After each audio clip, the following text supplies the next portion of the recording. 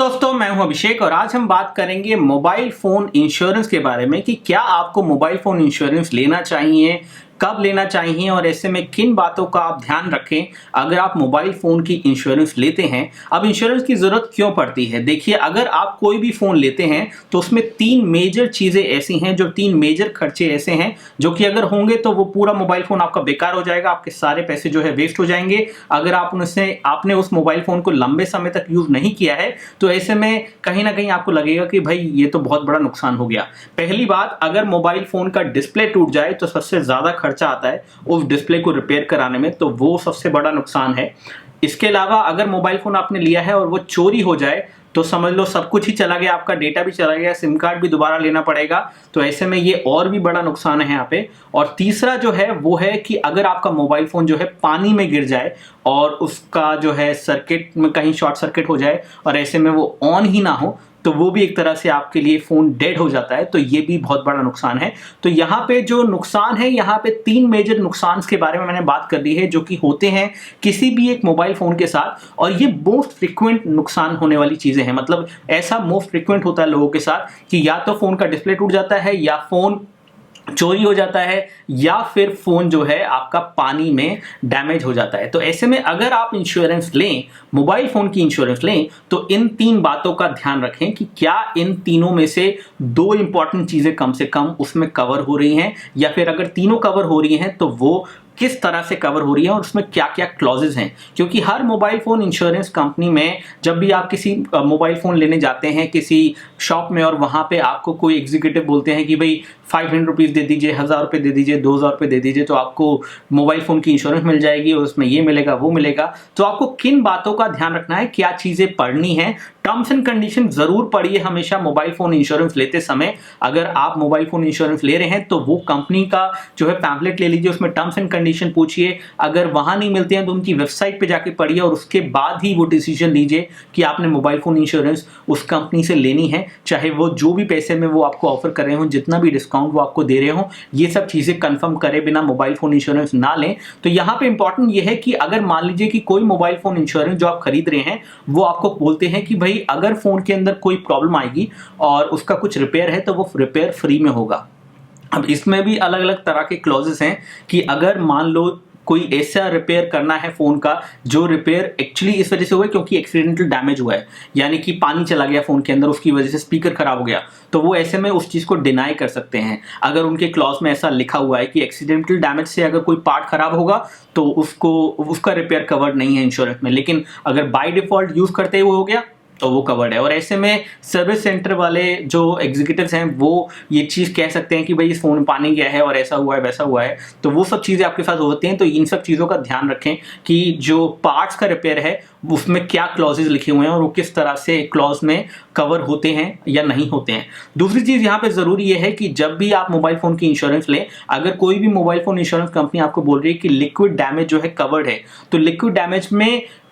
Water है या नहीं, या फिर वो कह रहे हैं कि ऑयल वगैरह से होगा या जैसे भी होगा, और लिक्विड डैमेज कवर्ड है तो उस केस में क्या होगा ये भी पता कर लीजिए। क्योंकि लिक्विड डैमेज में फोन को वो रिपेयर करने की कॉस्ट बोलेंगे और उसमें भी डेप्रिसिएशन लगता है, यानी कि अगर आपने फोन लिया है आज और आप 3 महीने बाद लिक्विड डैमेज के लिए फोन लेके गए तो 3 महीने में आपके फोन की जो वैल्यू है, जो कि आपकी इनवॉइस वैल्यू के बेसिस पे होती है इंश्योरेंस कंपनी में, तो वो वैल्यू जो है डेप्रिशिएट हो गई है। तो ऐसे में आपका फोन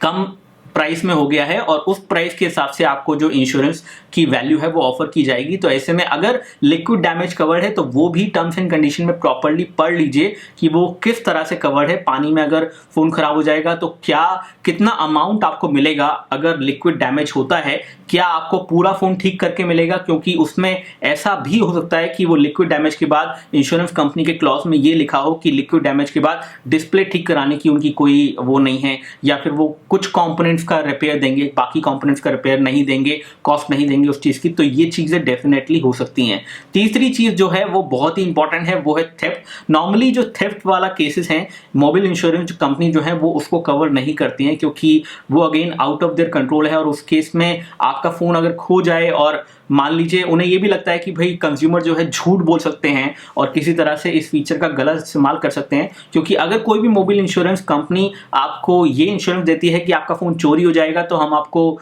नया फ़ोन दिला देंगे या सेम रिप्लेसमेंट हो जाएगा, तो वो चीज़ में तो डेफिनेटली जो आपकी जो इंश्योरेंस की जो पैसा आप दे रहे हैं वो काफ़ी ज़्यादा वो आपसे चार्ज करेंगे। तो ऐसे में अगर आप थेफ्ट डैमेज वाला इंश्योरेंस ले रहे हैं जिसमें अगर फ़ोन चोरी हो जाता है उसके बाद आपका फ़ोन जो है आपको मिल जाएगा या कुछ वैल्यू आपको मिल जाएगी, तो उसमें भी देख लीजिए कि क्लॉजेस क्या हैं, क्योंकि उस केस में अगर फ़ोन चोरी होता है और उसके बाद आप FIR कराते हैं तो FIR कितने टाइम में कराई वो भी मैटर करता है, और क्लॉजेस में लिखा होता है कि 24 आवर्स के अंदर FIR होनी चाहिए।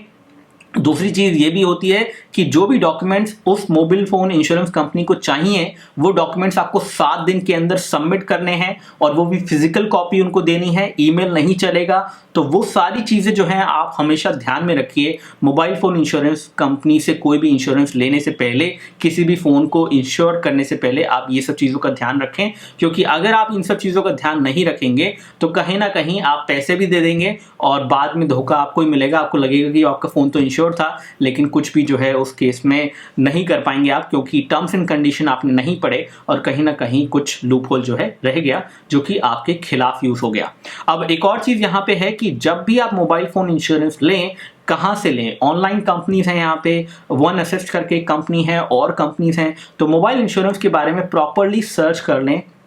टर्म्स एंड कंडीशन पढ़ लें। ऐसा नहीं है कि आपने फ़ोन खरीदा और उस टाइम पे जिस शॉप से आपने फ़ोन खरीदा तो वहाँ से ही मोबाइल फ़ोन की इंश्योरेंस लेना ज़रूरी है। आप कभी भी अपने मोबाइल फ़ोन को इंश्योर कर सकते हैं, ऑनलाइन वेबसाइट्स पे जाके आप इंश्योरेंस जो है खरीद सकते हैं, और ये सब चीज़ें डेफिनेटली हो सकती है। और इस केस में हो सकता है कि उनका एग्जीक्यूटिव आपके आके एक बार फ़ोन देखे, अगर इंश्योरेंस की वैल्यू जो है वो ज़्यादा है। तो ये सब चीज़ों का ध्यान आपको रखना है जब आप मोबाइल फ़ोन इंश्योरेंस लें। ये चीज़ें ध्यान रखें जो मैंने आपको बताई हैं कि उसमें क्या क्या कवर्ड है। सबसे पहली बात, रिपेयर अगर कवर्ड है तो कौन कौन से पार्ट्स रिपेयर कवर्ड है। कुछ पार्ट्स ऐसे भी हो सकते हैं जो वो कहेंगे कि भाई ये तो कवर्ड नहीं था, अगर ये डैमेज हो गया तो ये आपको अपने खर्चे पे कराना पड़ेगा, या फिर सर्विस चार्ज कुछ वगैरह कुछ लूप होल रहे वहाँ पे, तो ये सब चीज़ें इंपॉर्टेंट है। दूसरी चीज़ की क्या लिक्विड डैमेज कवर्ड है और वो किस तरह से कवर्ड है, पानी से कवर्ड है या नहीं, और अगर वो कवर्ड है तो उसमें वो क्या होगा, क्या वो रिप्लेसमेंट फ़ोन देंगे आपको, या फिर सर्विस सेंटर ने कहा कि भाई 1 हफ्ते 2 हफ्ते लगेंगे रिपेयर होने में, तो क्या टाइम पीरियड है उस चीज़ का कि कब तक इंश्योरेंस कंपनी उसका वेट करेगी, वो भी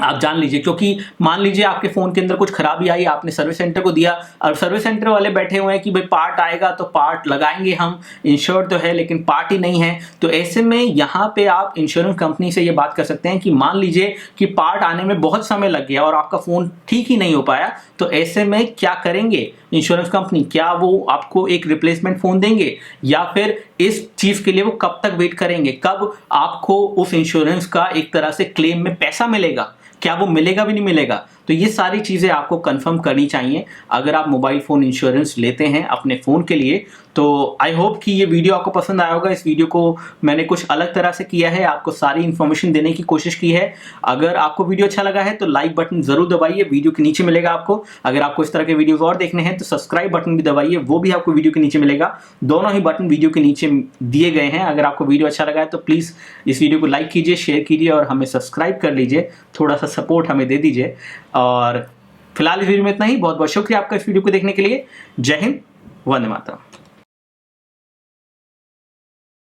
और अगर आपने हमारे चैनल को सब्सक्राइब नहीं किया है तो रेड सब्सक्राइब बटन वीडियो के नीचे दिया गया है, उसको क्लिक करके हमारे चैनल को सब्सक्राइब कर लीजिए। साथ ही साथ बेल बटन को दबा के send me all notification for this channel को सिलेक्ट करने के बाद सेव बटन को दबाइए ताकि आपको हमारे वीडियो सबसे पहले मिले।